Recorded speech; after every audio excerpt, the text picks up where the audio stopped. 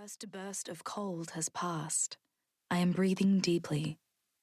My lungs act like balloons, keeping me upright in this dance. Up and down, breathe in, breathe out.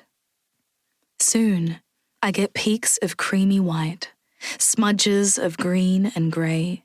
The roar of ocean and breath and gulls sings me in.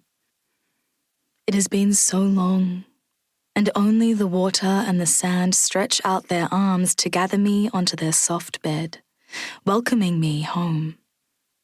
Lying in their arms, I am overwhelmed by salt and earth and eucalyptus.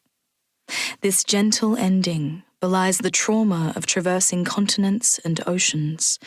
Slowly, I pull myself up, kneeling before a scene that requires physical turning from one side to the other. I am crying now.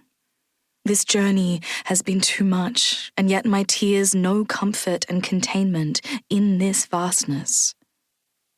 David is out of breath as he scoops me up and pushes me further in and under the tree line in case of exposure. We huddle together, inspecting ourselves, some cuts and bruises, some sunburn, pruny wrinkles, nothing significant.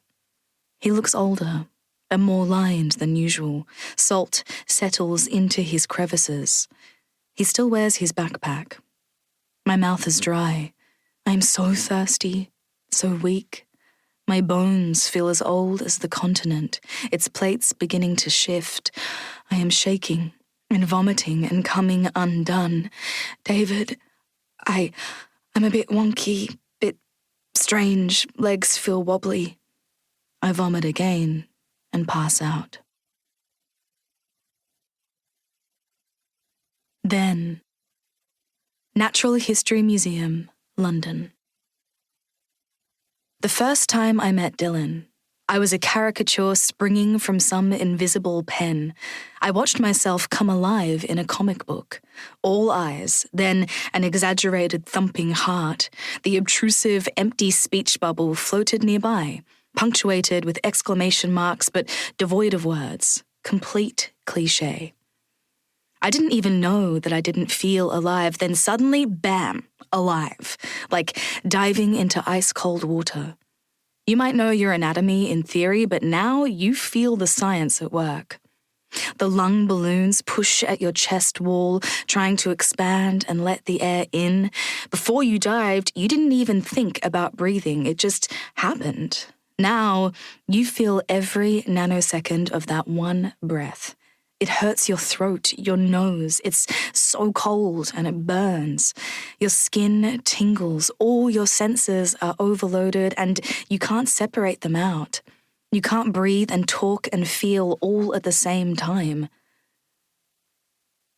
I had been invited to an intimate show in London by my friend Sam. I watched Dylan stroll out onto the stage while the wall held me up. Watched his passion pour out into a room unqualified to contain it. Watching him, watching his mouth, his hands on the curved timber, the sweat creeping down his back, welding the white fabric to his skin.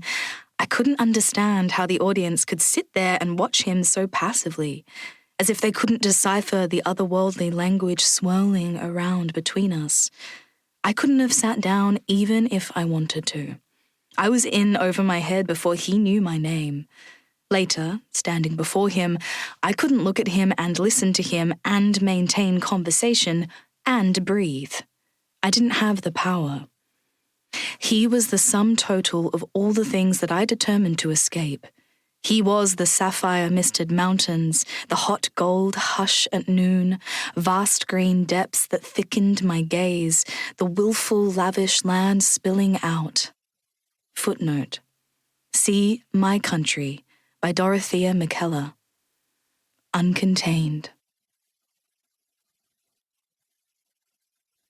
Now. Home. Bunjalung country. I wake to Kookaburra song and the aroma of campfire smoke and roasting fish.